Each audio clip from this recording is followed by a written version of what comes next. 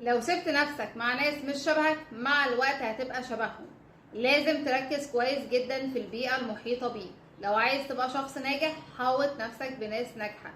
ما ينفعش ابدا يكون صحابك او معارفك كلهم ناس فاشلة بحجة بقى اصل هما صحابي، اصل انا مش هتأثر برأيهم، اصل انا ممكن اتعلم من فشلهم. بالعكس، مع الوقت هتبقى فاشل زيهم.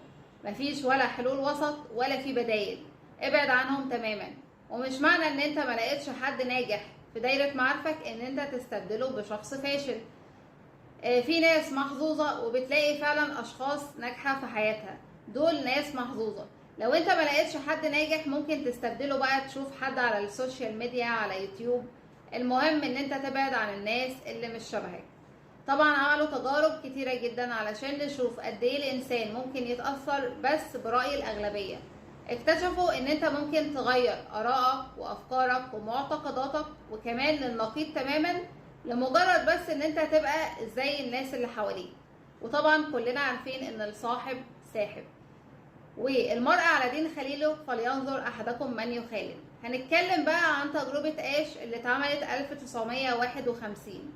طبعا السبب الحقيقي بتاعها ان انا اشوف هل الانسان فعلا بيتأثر برأي الاغلبية ولا لا. لكن السبب الظاهري ان انا تجربة ادراك بصري عادي جدا، لان هي كانت عبارة عن 2 كارد او بطاقتين. البطاقة الاولى فيها 3 خطوط باطوال مختلفة، البطاقة التانية فيها خط واحد بس ليه طول مشابه من البطاقة الاولى. مجرد النظر ان انت هتشوف الاطوال وتقول ايه الاجابة، بس تقولها بصوت عالي. طبعا التجربة دي علشان يعملوها واحد بس اللي كان حقيقي، يعني كان فاكر ان التجربة فعلا هدفها ان انا اشوف فين الطول المناسب.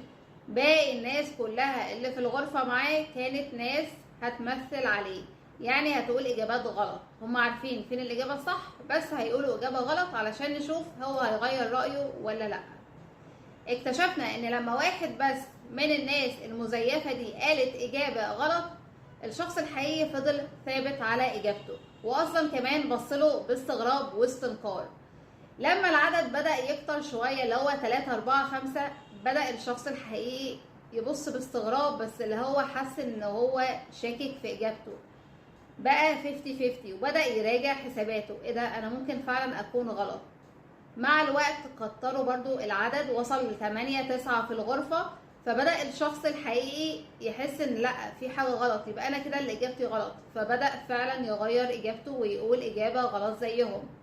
فعلشان كده بنقول ما تستهونش بالموضوع وركز كويس قوي في الناس المحيطة بيك.